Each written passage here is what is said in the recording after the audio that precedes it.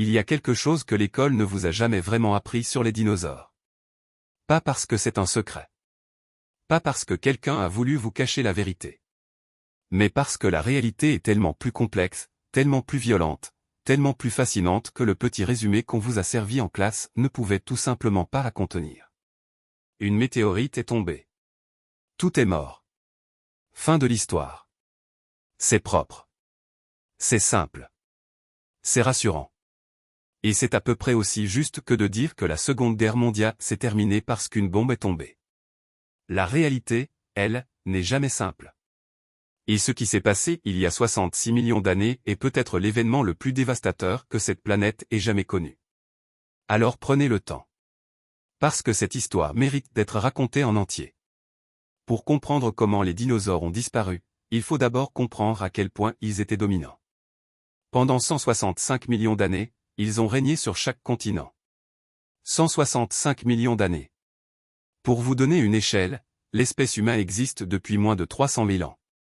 Nous sommes des novices absolus comparés à eux.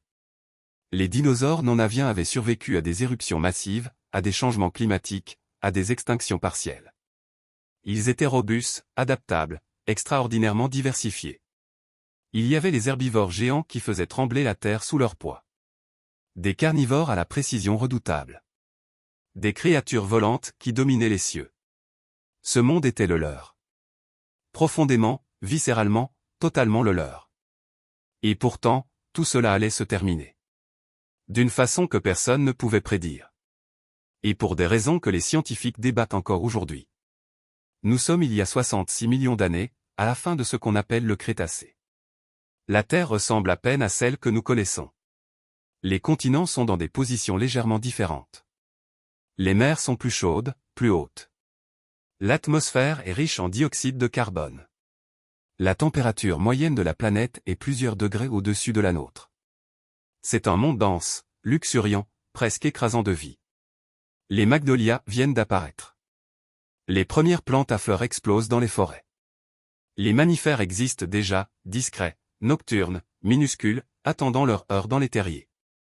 Et au sommet de tout cela, les dinosaures. Souverains incontestés d'une biosphère d'une richesse extraordinaire. Rien, dans ce monde, ne laisse présager ce qui vient. Le ciel est bleu. Les forêts bourdonnent de vie. Et quelque part dans l'espace, à plusieurs kilomètres secondes, quelque chose fonce droit sur tout cela. Le 16 juin 1980, un géologue américain du nom de Luis Alvarez et son fils Walter publient une étude qui va faire l'effet d'une bombe dans le monde scientifique. Ils découvrent une couche de sédiments très particulière à travers le monde entier. Une fine strate grise, à peine quelques centimètres d'épaisseur, présente sur tous les continents, dans des endroits qui n'ont jamais eu de contact entre eux. Cette couche marque la frontière exacte entre le Crétacé et le Paléogène, ce que les géologues appellent la limite KPG. Et dans cette couche, quelque chose d'étrange, une concentration colossale d'iridium. Un métal extrêmement rare sur Terre. Mais très commun dans les météorites. En quelques années, la communauté scientifique bascule. Il y a eu un impact cosmique. Quelque chose venant de l'espace a frappé à Terre. Et c'est à ce moment précis que l'histoire officielle commence. Mais ce n'est pas à qu'elle s'arrête. Le cratère de Chicxulub. Caché sous le golfe du Mexique et la péninsule du Yucatan, il mesure environ 180 km de diamètre. On ne le voit pas depuis la surface.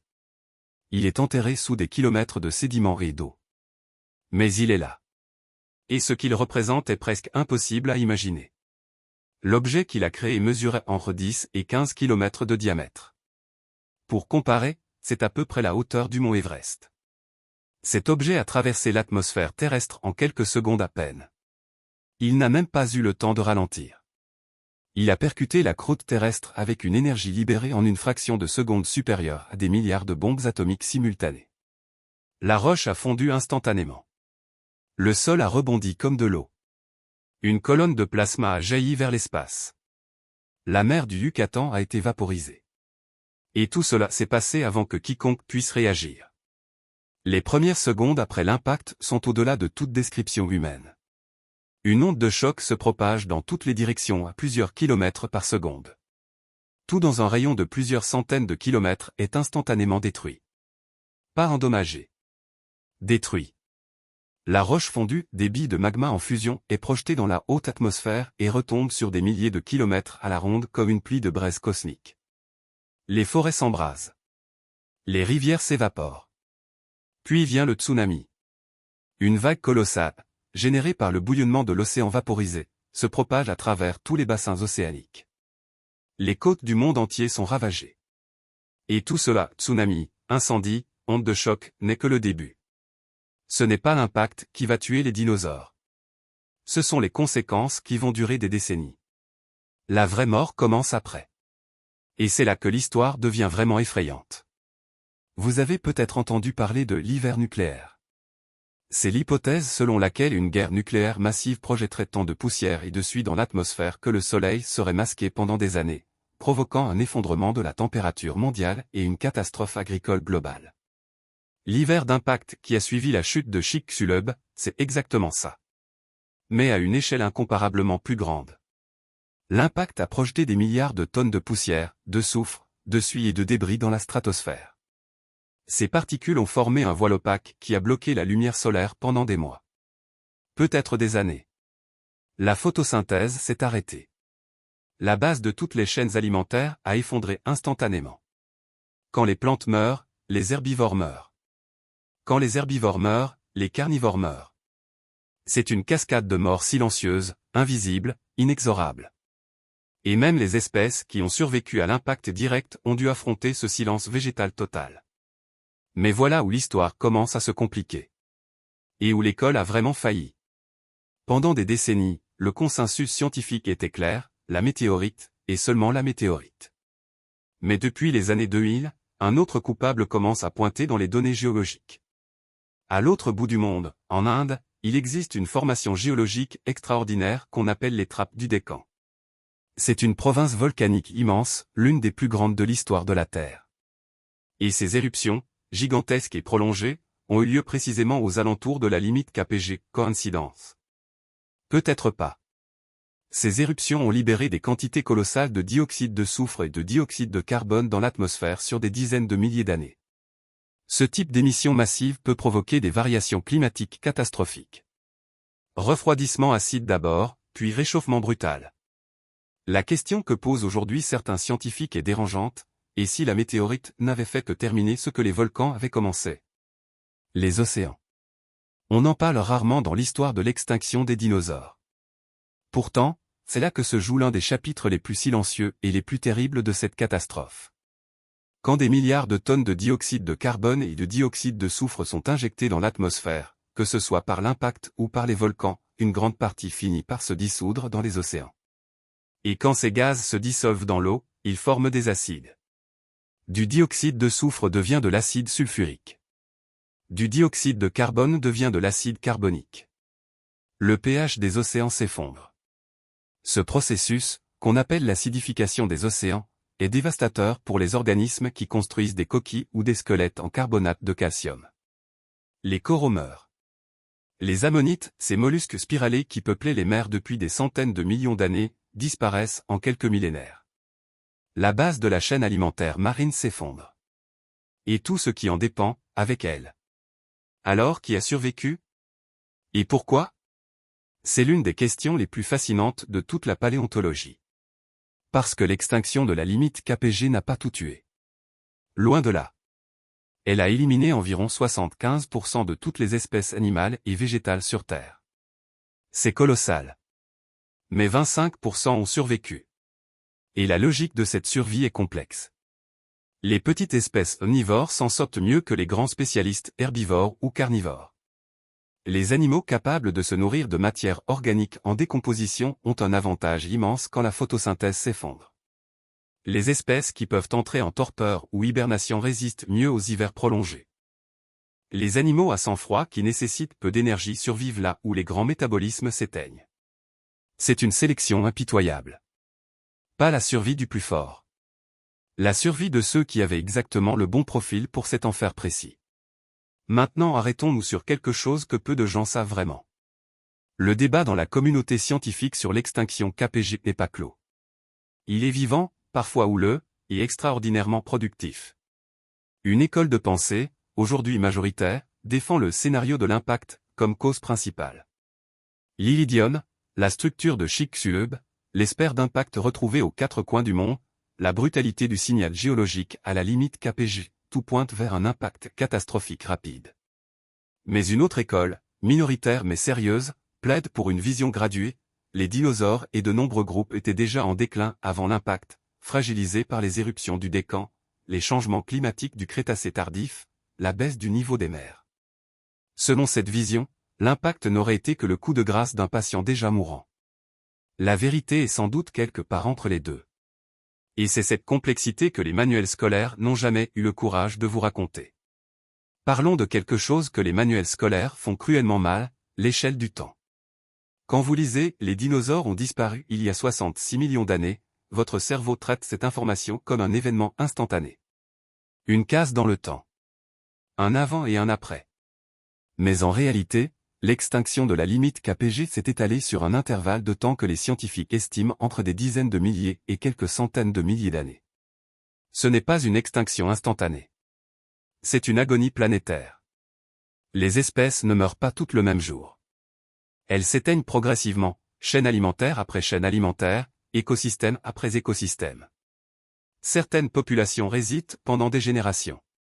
D'autres s'effondrent en quelques millénaires. C'est un balai de disparition en cascade qui dure aussi longtemps que dure le chaos climatique. Et le chaos climatique post-impact, les données le montrent, a duré très, très longtemps. Et maintenant, voici la révélation que beaucoup refusent de vraiment accepter. Les dinosaures ne sont pas tous morts. Ce n'est pas une figure de style. Ce n'est pas une métaphore. C'est la réalité scientifique telle que la paléontologie moderne l'a définie depuis plusieurs décennies. Les oiseaux, tous les oiseaux actuels, sont des dinosaures. Des dinosaures théropodes, pour être précis. Des descendants directs du groupe qui comprenait le Vélociraptor et le T-Rex.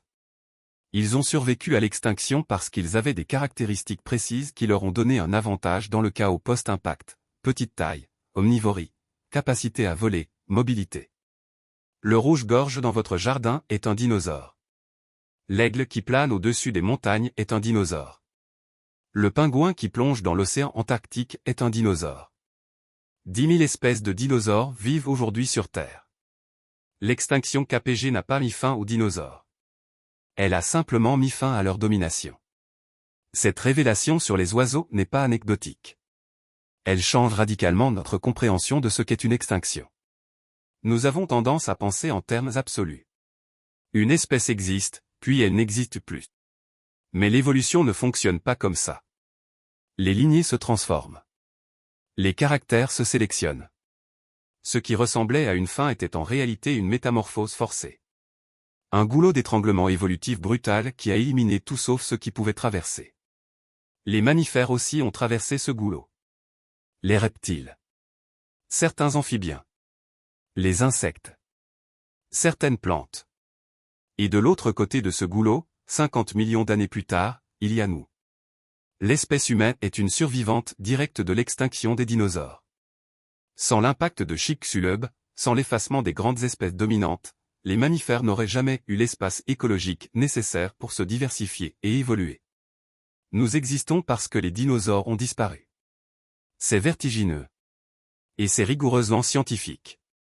Et maintenant voici la révélation centrale de cette vidéo. Celle que j'ai voulu réserver pour ce moment précis. Ce que l'école vous a appris est une simplification qui génère une idée fausse fondamentale. L'idée que les extinctions de masse sont des événements exceptionnels. Des anomalies cosmiques. Des accidents statistiques peu probables. La réalité est radicalement différente. Dans l'histoire de la Terre, on identifie au moins 5 extinctions de masse majeures. 5. La limite KPG n'est pas la plus mortelle d'entre elles.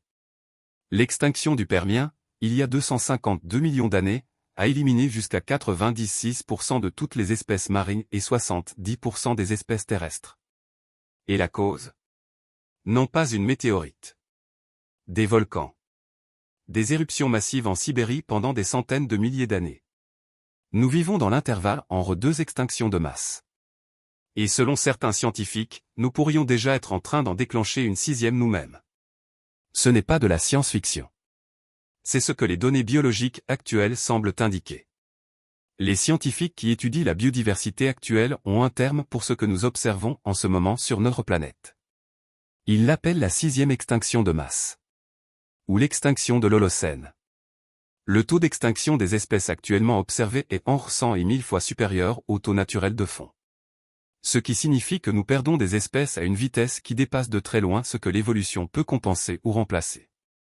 La plupart des biologistes sérieux reconnaissent ce phénomène. Certains le contestent. Le débat est légitime. Mais la direction des données est claire.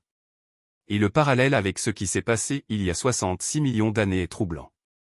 Il y a un point important cependant, l'extinction KPG n'a pas été la fin de la vie. Elle a été le début d'autre chose.